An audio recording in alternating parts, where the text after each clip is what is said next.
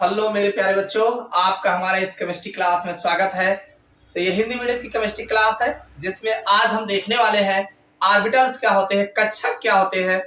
कक्षक ये होते क्या है, पहले इसको जानेंगे, फिर देखेंगे ये कितने प्रकार के होते हैं और किस कक्षक में कितने इलेक्ट्रॉन्स जो है मैक्सिमम भरे जा सकते हैं और इनकी आकृति कैसी होती है, इनके बारे में कंप्लीट जानकारी देने वाले हैं। आप लोग से रिक्वेस्ट है, अगर चैनल पर नया हो तो चैनल को सब्सक्राइब कर लीजिएगा और वीडियो को जितना ज्यादा से ज्यादा हो सके लाइक एवं शेयर करिएगा। तो सबसे पहले बात आती है कि हमारा कक्षक क्या होते हैं, ऑर्बिटल्स क्या होते हैं। तो एक चीज जाने रहिए, आपको ये पता है ये हमारा नाभिक है। ये कौन है?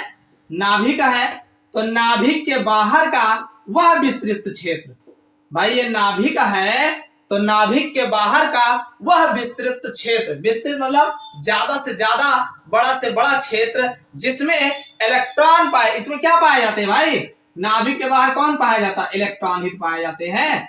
कि नाभिक के बाहर का वह विस्तृत क्षेत्र जिसमें इलेक्ट्रॉन पाए जाने की संभावना सबसे अधिक होती है या जिसमें इलेक्ट्रॉन पाए जाते हैं, कक्षक कहलाते हैं। याद हो जाएगा? नहीं समझ में आया? आप सीधा सीधा कि नाभिक के बाहर का यानी चारों ओर का, अरे नाभिक ये है तो नाभिक के चारों ओर की बात करेंगे ना। नाभिक के चारों ओर का वह विस्तृत क्षेत्र यानी वह त्रिभुज या विस्तृत क्षेत्र जिसमें इलेक्ट्रॉन के पाए जाने की संभावना सबसे ज्यादा होती है या इलेक्ट्रॉन जिसमें पाए जाते हैं, कक्षक कहलाते हैं या परमाणु ऑर्बिटल के कक्षक बोले जाते हैं। समझ में आई बात कि नहीं? इसको लिखोगे कैसे? आप ऐसे लिखेंगे, नाभिक के बाहर का वह विस्तृत क्षेत्र जिनमें इलेक्ट्रॉन पाए जाने की संभावना सबसे अधिक होती है, कक्षक कहलाते हैं। इतनी बात समझ में आई कि नाभिक के बाहर का वह विस्तृत क्षेत्र जिसमें इलेक्ट्रॉन पाए जाने की संभावना सबसे अधिक होती है, कक्षक कहलाते हैं। एक चीज और जान लीजिएगा, किसी भी कक्षा में तो इलेक्ट्रॉन से अधिक इलेक्ट्रॉन नहीं पाए जाते तथा इनके चक्रण की दिशा विपरीत होती है। ये जो कक्षक होते हैं इसमें एक कक्षक में केवल 2 इलेक्ट्रॉन पाए जाते हैं और इनकी जो दिशा होती है एक दूसरे के विपरीत होती है। इतनी बात समझ में आ गई? अब ये कई प्रकार के होते हैं। सबसे पहला हम यस कक्षक की बात करेंगे। यस कक्षक जिसे एस ऑर्बिटल कहा जाता है। सबसे पहले हम यस ऑर्बिटल देखेंगे। तो आप जानते हैं कि यस ऑर्बिटल में अधिकतम इलेक्ट्रॉनों की संख्या 2 होती है। यानी जो आपका यस ऑर्बिटल होता है इसमें अधिकतम इलेक्ट्रॉनों की संख्या 2 होती है। जैसे अगर हम बात करें इसके, जैसे 1s², तो इसका अगर एनर्जी डायग्राम बनाओगे तो इस तरीके से बनेगा। इसमें 2 इलेक्ट्रॉन है और 2 इलेक्ट्रॉन इस तरीके से भरे जाएंगे। अब अगर बात करें यस कक्षक की आकृति कैसी होती है, तो एक चीज जाने रहना, यस कक्षक की आकृति गोलाकार होती है। आप लिख सकते हैं यस कक्षक की आकृति गोलाकार होती है। यानी यस कक्षक की जो आकृति होती है वो गोलाकार होती है। आप अगर बनाना चाहें तो आप ऐसे एक गोला बना सकते हैं।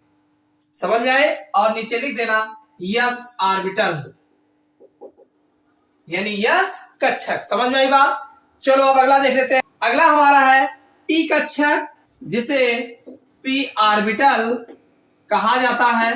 तो आप जानते हैं पी कक्षक में अधिकतम इलेक्ट्रॉनों की संख्या 6 होती है, यानी 6।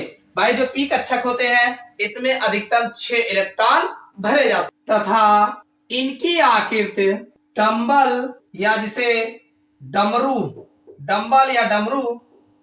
के समान होती है। यानी जो पी कक्षक होते हैं इनकी आकृति डमरू या डंबल के समान होती है। अब जैसे इसका एग्जाम्पल की बात कर लेते हैं। जैसे मान लीजिए हमारे पास 2p6 है। क्या है? 2p6। तो इसका जो बनेगा भाई 6 है तो 3 चेंबर होगा, 1 2 इस तरीके से, और 6 इलेक्ट्रॉन है तो एक एक चैम्बर में दो दो इलेक्ट्रॉन भरे जाएंगे। और इसके अगर हम आकृति की बात करें तो ये डंबल के आकार का जो है इस तरीके से ये जो है पी ऑर्बिटल जो है बनाया जाता है। बात समझ में आएगी नहीं? ये डमरू, जैसे डमरू होता है भोलेनाथ का, तो सेम भोलेनाथ के डमरू जैसा जो है इसकी आकृति होती है। पी कच्छप की आकृति जो है डंबल के आकार की होती है। समझ में आ गया पी कच्छप? चलो अगला देख लेते हैं डी कच्छप, या इसी को डी ऑर्बिटल भी कह सकते हैं। अब ये जो डी कक्षक होता है इसमें अधिकतम इलेक्ट्रॉनों की संख्या 10 होती है। लिख लो, इसमें अधिकतम इलेक्ट्रॉनों की संख्या 10 होती है। यानी जो डी कक्षक होते हैं इसमें अधिकतम इलेक्ट्रॉनों की संख्या 10 होती है और इनकी आकृति द्विडंबल या द्विडमरू के समान होती है। बात समझ में आएगी नहीं? इसमें अधिकतम 10 इलेक्ट्रॉन होते हैं और इसकी आकृति द्विडंबल के समान होती है। जैसे अगर हम बात करें तो 3D10 कर लीजिए। 3D10 आप डी ऑर्बिटल में मैक्सिमम 10 इलेक्ट्रॉन भर सकते हैं। तो अगर 3D10 लेते हैं तो आपको 5 चैम्बर बनाने की आवश्यकता पड़ेगी। 1 2 3 4 5 और एक चैम्बर में आपको पता है कि मैक्सिमम 2 इलेक्ट्रॉन ही भरे जाते हैं। तो आप दो इलेक्ट्रॉन डाल दीजिए, एक क्लॉकवाइज और दूसरा एंटी क्लॉकवाइज रोटेशन में, तो आपके ये 10 इलेक्ट्रॉन हो जाएंगे। यानी 3D10 जो है आपका डी ऑर्बिटल, ये 3D10 डी ऑर्बिटल है ना, इसमें मैक्सिमम 10 इलेक्ट्रॉन आएंगे। 10 इलेक्ट्रॉन आप इस तरीके से भर सकते हैं। और रही बात इनकी आकृति की, तो द्विडंबल के आकार की होती है। तो एक डंबल ऐसे बना लीजिए और दूसरा डंबल इस तरीके से बना दीजिए, तो ये हो जाएगा डी ऑर्बिटल यानी डी कक्षक। समझ में आई बात? तो ये आपका है डी ऑर्बिटल। एक और बचा है, उसको भी देख लेते हैं, एफ कक्षक, जिसे एफ ऑर्बिटल कहा जाता है। आप जानते हैं एफ कक्षक में अधिकतम इलेक्ट्रॉनों की संख्या 14 होती है। भाई जो एफ ऑर्बिटल होते हैं इसमें अधिकतम इलेक्ट्रॉन 14 तक भरे जाते हैं। इसको आप याद कर लीजिएगा, ध्यान रखिएगा। तथा इनकी आकृति जटिल होती है। जटिल यानी कॉम्प्लिकेटेड होती है, काफी जटिल होती है, इसलिए इसकी आकृति नहीं बताया जाता है।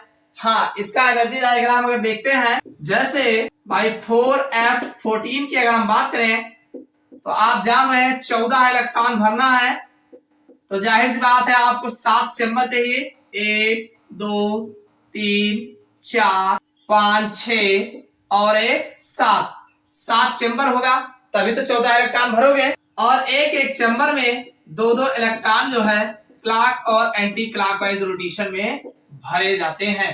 तो इस तरीके से 14 इलेक्ट्रॉन आपके एफ ऑर्बिटल में भरे जाते हैं। तो ये तो बात थी कक्षक की, ऑर्बिटल की।